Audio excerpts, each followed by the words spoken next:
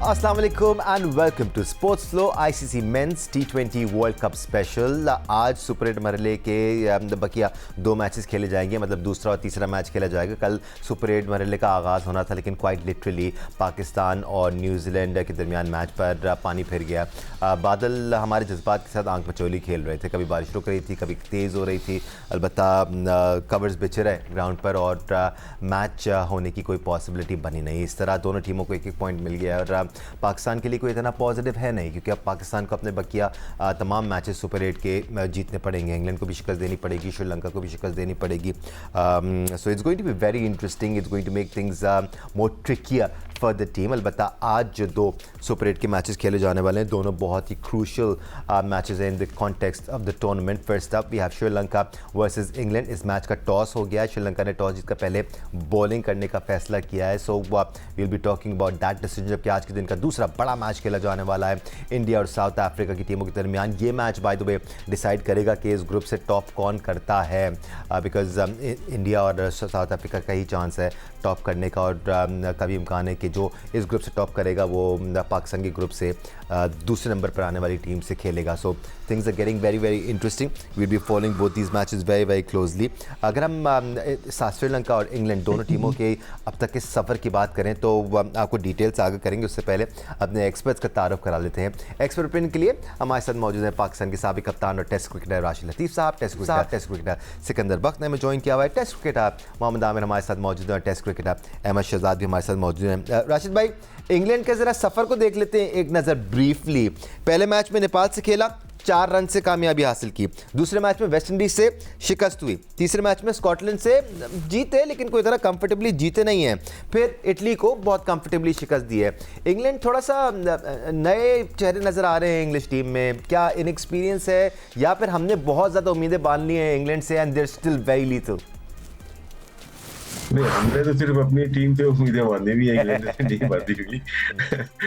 या इनके जो पावर है, जो प्लेयर्स हैं जो परफॉर्म करते हुए हैं, जॉस बटलर है, फिल सॉल्ट है, वो जिस दिन चलेंगे उस दिन मैच एक साइड पे कर देते हैं। वो अभी तक वैसे नहीं खेल पाए जैसे ये फ्रेंचाइज क्रिकेट खेलते हैं या इंग्लैंड के लिए भी खेलते हैं। फिल सॉल्ट शायद नंबर 1 प्लेयर होंगे इस वक्त वर्ल्ड टी20 में, तो इनका ये एक चीज है।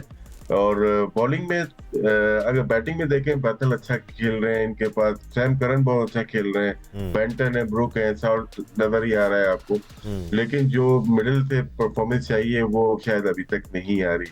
अब ये एक सुपर 8 आ गया है इसमें और शायद गियर चेंज करें अपना। और श्रीलंका ने थोड़ा सा अच्छा किया कि पहले बॉलिंग कर रहे हैं और इंग्लैंड को डाला है, क्योंकि उन्होंने ऑस्ट्रेलिया के खिलाफ चेज किया था। बहुत चेज करने वाले 2-3 ही प्लेयर हैं, लेकिन उन्होंने चांस लिया है कि ये पहला मैच है, यहाँ से जीते। ऑन पेपर से भाई रिलेटिवली इनएक्सपीरियंस साइड नज़र आती है।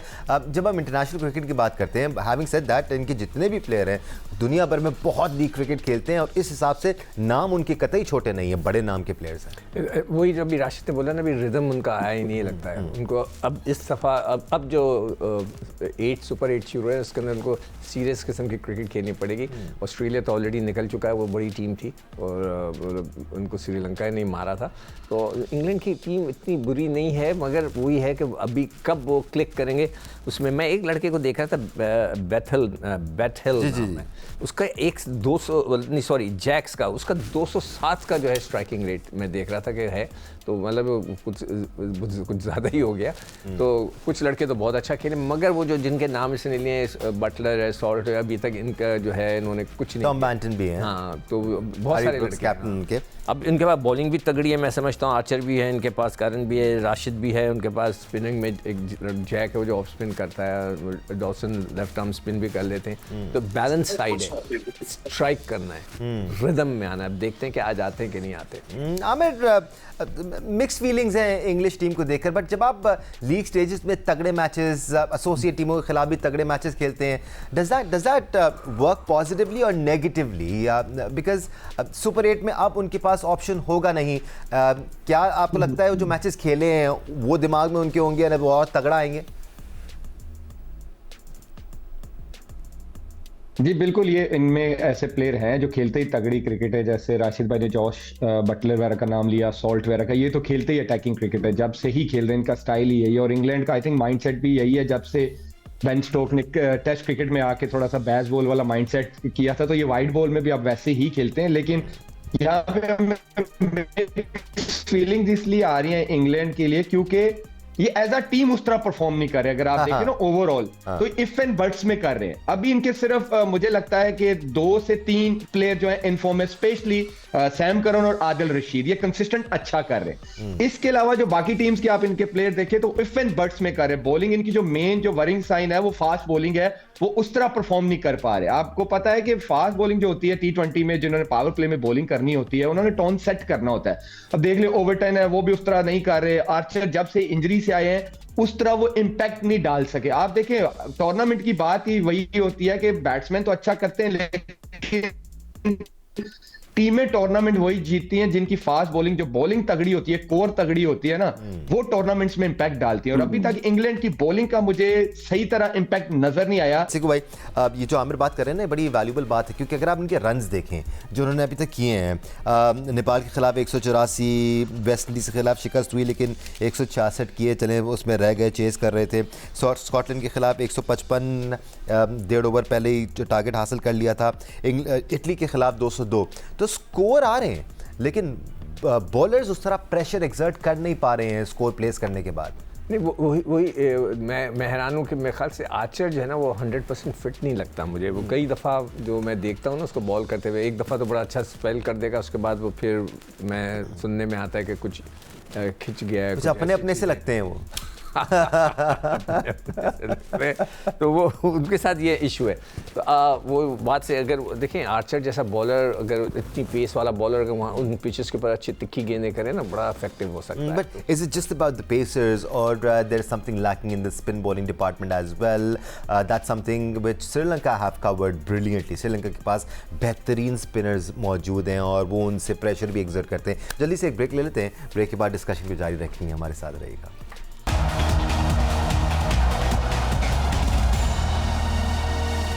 Welcome back once again to Sports Floor. England और श्रीलंका के दरमियान सुपर 8 मरहले का बहुत ही क्रूशल मैच खेला जा रहा है इस वक्त। ये पाकिस्तान के एस्पेक्ट से भी बहुत क्रूशल मैच है, बिकॉज ये दोनों ही टीमें पाकिस्तान के ग्रुप में ही हैं। इंग्लैंड को पहले बैटिंग करने की दावत दी गई श्रीलंका की जानिब से, and they playing like they always do. Phil सॉक अटैक कर रहे हैं, अब तक 8 रन बना लिए हैं 4 गेंदों पर, और इंग्लैंड ने दूसरे ओवर में अब तक 12 रन बना लिए हैं without losing a wicket. Phil Salt and Jos Buttler are on the crease. Jos Buttler थोड़ा सा स्ट्रगल करते हुए नजर आ रहे हैं। बट ब्रेक पे जाने से पहले हमारा राब्ता मुनक़ता हुआ था आमिर और राशिद लतीफ़ और अहमद से। अहमद, आपका पॉइंट ऑफ व्यू रह गया था, हम बात कर रहे थे श्रीलंका और इंग्लैंड पर अब तक कैसी लगी है आपको English team? As Aamir said and very correctly pointed out कि बॉलिंग थोड़ी सी उनकी अंडरवेलमिंग नज़र आई है, इवन दो बैटिंग हमेशा की तरह अग्रेसिव ही है। जी कह रहे हैं आमिर, बिल्कुल। बॉलिंग मुझे तो बैटिंग भी उस तरह अभी तक नजर नहीं आई है। पूरी की पूरी जो इंग्लैंड की टीम है वो ही सही नहीं नजर आई है। एशेज से स्टार्ट हुए में ये लोग जो है ना, इनका कॉन्फिडेंस उससे पहले से भी, वाइट बॉल क्रिकेट में तो उससे पहले से मैचेस जीत नहीं रहे हैं, सच अच्छी क्रिकेट उस तरह खेल नहीं रहे। मॉर्गन के बाद से जो है ना, आप देखें सारे ही तो वो परफॉर्मेंसेस वो निकल के नहीं आए। ये कॉम्बिनेशन सेट करते ही रह गए वर्ल्ड कप्स के अंदर, इवेंट्स के अंदर, चाहे बटलर था कप्तान जो भी था, समझ नहीं आई और ये खड़े नहीं हो पा रहे। हैरानगी की बात यह है कि आप इंग्लिश टीम्स को देखते हैं ना, जब ऑस्ट्रेलिया इंग्लैंड की, तो ये जल्दी जल्दी एक आधे अगर इवेंट के अंदर बुरा करते हैं तो अपनी टीमें बना लेते हैं।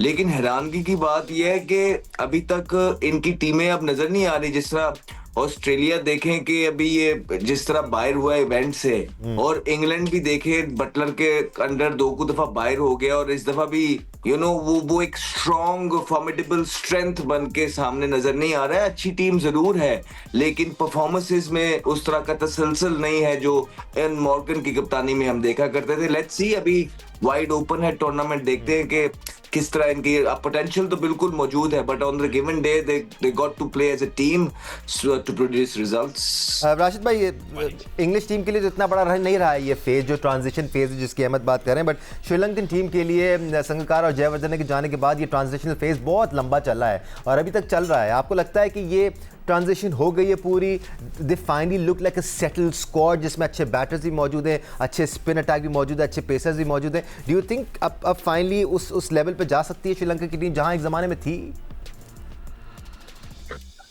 नहीं, मेरा नहीं ख्याल कि श्रीलंका की टीम उस लेवल पे आ गई है। अब हम देखते हैं कि एशिया कप से डाउनफॉल शुरू हुआ है हमारे खिलाफ ही, और उसके बाद हम ट्राई सीरीज में भी देखा, फिर और भी मैचेस में देखा, बहुत अच्छी परफॉर्मेंस नहीं है।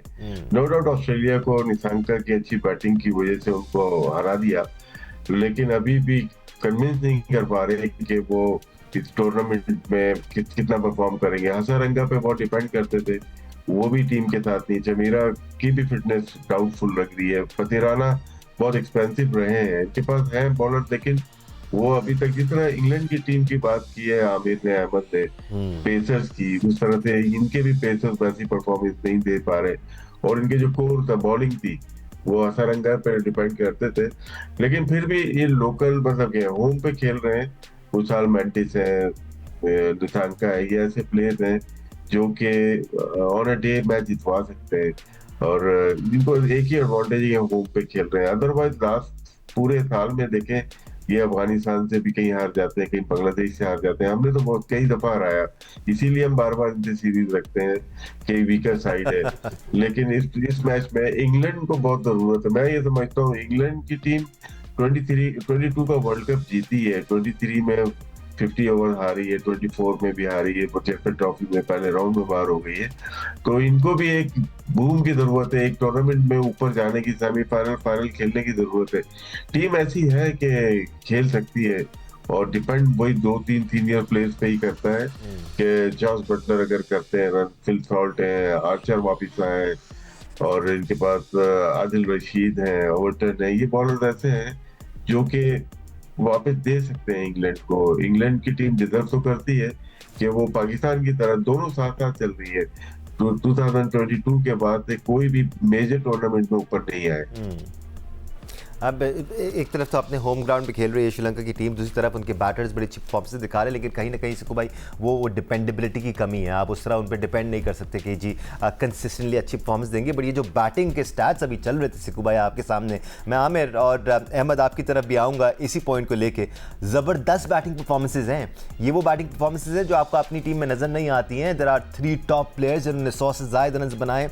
एवरेजेस चेक करें, ऑल्दो अब T20 में इतनी एवरेजेस काउंट नहीं करती, बट स्ट्राइक रेट भी उसके साथ 166 का, 177 का, 235 का, 200 का, क्रेजी स्ट्राइक रेट्स हैं यहाँ ये।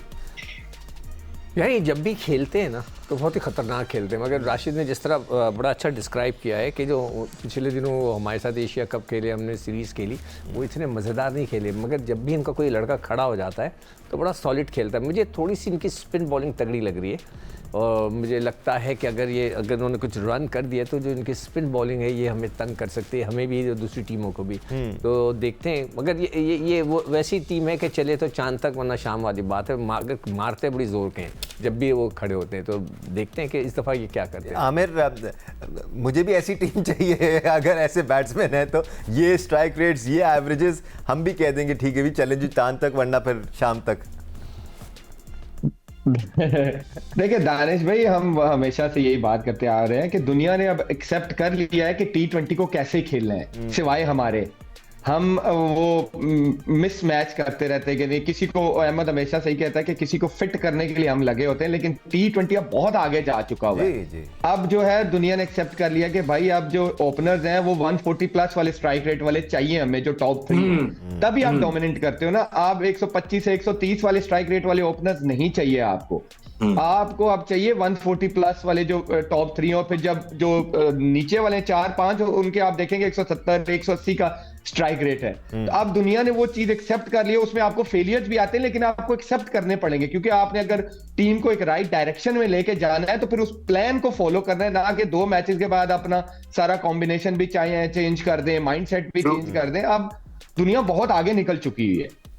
और अहमद ये स्ट्राइक रेट का फसाद भी है पाकिस्तानी टीम में एटलीस्ट, क्योंकि जब से आपके नए कोच आए थे वो ये फिलॉसफी लेके आए थे जी हमने तो तेज़ खेलना है, हमने एक स्ट्राइक रेट को मेंटेन करके खेलना है। ठीक है, स्ट्राइक रेट की बहुत इंपॉर्टेंस है, but at the same time scoring runs is priceless.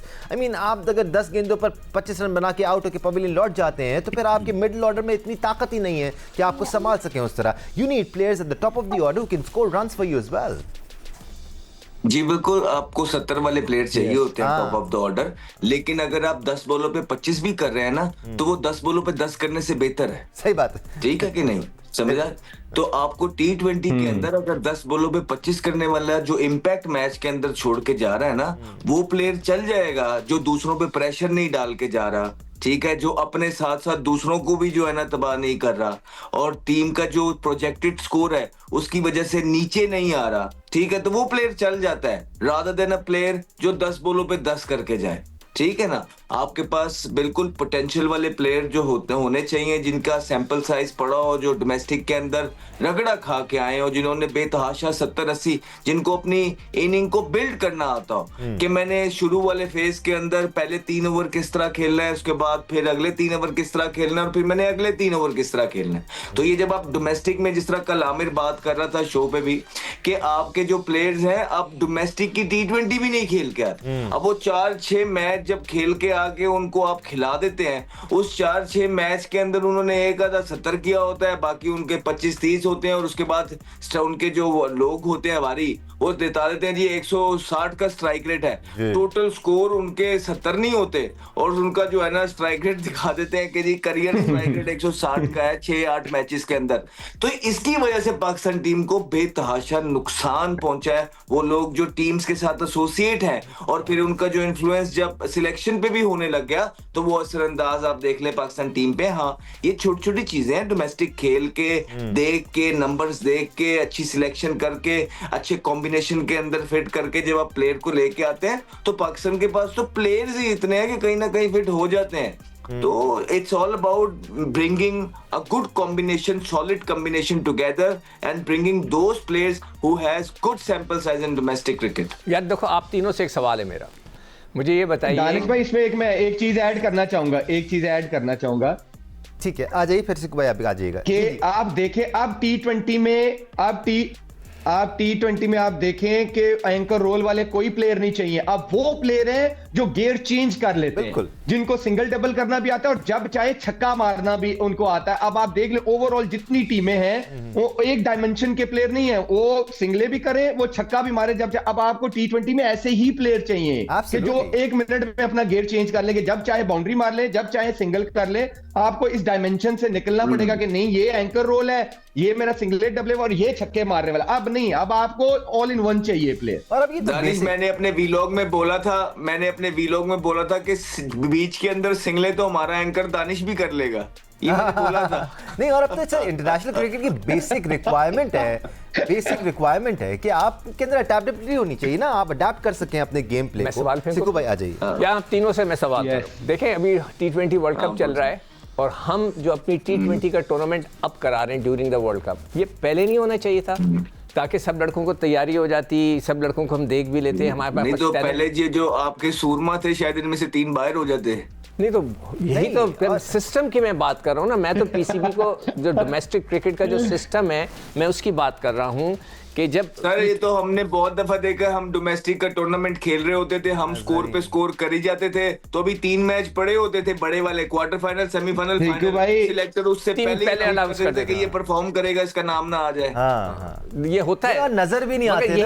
आप देख लें, जहां भी ICC का टूर्नामेंट हो रहा होता है, ICC का जहां भी टूर्नामेंट हो रहा, दुनिया में कहीं क्रिकेट नहीं हो रही होती सिवाय हमारे पाकिस्तान में। आप देख ले, कहीं भी कोई टूर्नामेंट नहीं हो रहा, या तो पाकिस्तान में हो रहा है या बांग्लादेश में हो रहा है। बांग्लादेश में तो इसलिए हो रहा है क्योंकि वो ICC टूर्नामेंट में शिरकत नहीं कर रहे। डोमेस्टिक के प्लेयर से बात हो रही है, मेरी ना एक डोमेस्टिक के प्लेयर से बात हुई, मैंने कहा सीजन कैसा जा रहा है, कहता है बस जा ही जा रहा है, पता नहीं कैसा लग रहा है, 2 साल से खेल ही जा रहे हैं, खत्म ही नहीं हो रहा सीजन यार। पर राशिद भाई, ये हम डोमेस्टिक की चाहे जितनी चाहे बात कर लें, जब कोई उस तरफ देख ही नहीं रहा, जब परफॉर्मर्स को इमर्जिंग टीमों में सेलेक्ट नहीं किया जा रहा, तो नेशनल टीमों में कहाँ सेलेक्ट किया जाएगा। तो तवज्जो देने की ज़रूरत है डोमेस्टिक क्रिकेट पर, सही विंडोज़ निकालने की ज़रूरत है। राशिद से मैं एक चीज़ ऐड करता हूँ कि जब आज से 1 साल पहले टेस्ट सीरीज़ हो रही थी तो मैंने सजेशन दी थी कि आप पेंटेंगलोर करा लें, 4 दिन का टूर्नामेंट, तो उन्होंने वनडे करा लिया। फिर जब वनडे का चैंपियंस ट्रॉफी हो रही थी तो उन्होंने T20 कराया। अब T20 वर्ल्ड कप हो रहा था, ड्यूरिंग द वर्ल्ड कप जो है T20 करा रहे हैं। मतलब है कि कोई सेंस नहीं है। अब ये नकवी साहब को देखना चाहिए, अपनी डोमेस्टिक जो स्ट्रक्चर जो बनाते हैं, जो लोग वहाँ बैठे हैं, उनसे पूछना चाहिए कि ये कैसा सिस्टम है। राशिद भाई, पॉइंट ऑफ व्यू आपका देना चाहेंगे इस पे? सिक्कू भाई ने दे दिया मेरा जवाब। राइट, हम श्रीलंका, सिक्कू भाई की चली जाती है आवाज सीधी, जब सिक्कू भाई कहते हैं ना, देखें सर, डायरेक्ट पहुंच दिए। ख्याल करना पड़ता है यार। ऑलराइट जेंटलमैन, बस कुछ टाइम रह गया है हमारा, अपडेट दे देते हैं आपको। इंग्लैंड और श्रीलंका के दरमियान मैच की श्रीलंका ने आज टॉस जीता और पहले बॉलिंग करने का फैसला किया। बहुत अच्छी तरह से कंडीशन को समझते हैं और अब तक बेहतरीन परफॉर्मेंस देते आए हैं। सिर्फ एक शिकस्त उनको जिम्बाब्वे के हाथों हुई थी और वो भी कोई असरअंदाज हुई नहीं कॉन्टेक्स्ट ऑफ द टूर्नामेंट में। इस वक्त इंग्लैंड ने 1 विकेट गंवा दी है। जॉस बटलर जो कि फॉर्म के लिए स्ट्रगल कर रहे हैं, 14 गेंदों पर 7 रन बनाकर वापस पवेलियन लौट गए हैं। वो लालगी का शिकार बने वो। इस वक्त फिल सॉल्ट और बैथल क्रीज पर मौजूद है। सॉल्ट इज़ गोइंग वेल, 8 गेंदों पर 14 रन बना चुके हैं और बैथल ने अब तक 3 गेंदों पर 3 रन बनाए हैं। और इस तरह ये क्रूशल मैच जारी है। पाकिस्तानियों की नज़रें इस मैच पर टिकी रहनी चाहिए और ऑब्वियसली स्पोर्टिंग फैंस तो सारे ही मैचेस देख रहे हैं हमारी तरह। और keep on enjoying the cricket. आज के लिए इतना ही, अल्लाह हाफिज़।